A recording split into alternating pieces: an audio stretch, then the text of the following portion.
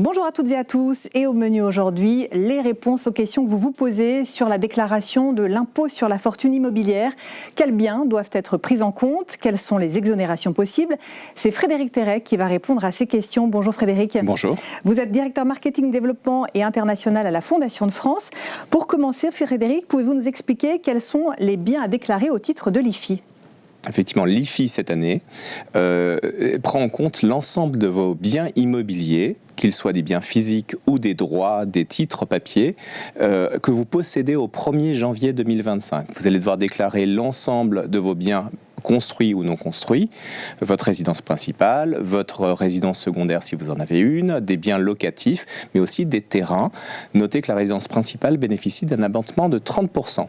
Il faut aussi déclarer l'ensemble de votre pierre papier, c'est-à-dire les titres, les droits immobiliers que vous possédez et qui doivent être pris en compte dans votre patrimoine. Existe-t-il des biens immobiliers exonérés d'IFI ?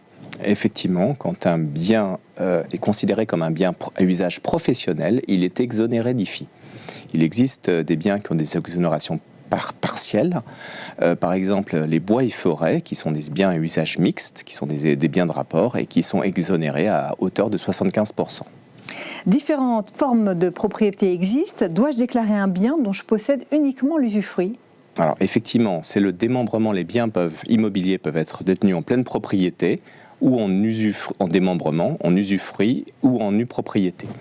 Quand le bien est démembré, c'est l'usufruitier, celui qui en a l'usage, qui va déclarer ce bien dans sa déclaration d'IFI, qui va devoir s'acquitter de l'impôt.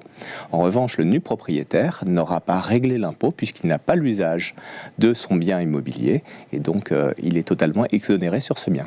Alors, quelles sont les dettes déductibles de l'IFI ? Alors, il ne faut pas oublier de déduire les dettes et notamment tout le passif immobilier. C'est-à-dire que si vous avez souscrit un crédit et que vous devez rembourser ce crédit, ces valeurs, la valeur que vous avez à rembourser vont se déduire de votre bien immobilier. Et effectivement, ça demande un petit peu de préparation.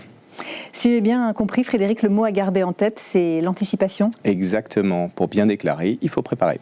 Un grand merci Frédéric Terret pour ces précisions anticipées et donc bien déclarer son patrimoine, c'est la clé. Si vous avez besoin d'être conseillé, vous pouvez joindre le numéro de téléphone qui s'affiche dans le générique de l'émission. Je vous dis à très bientôt.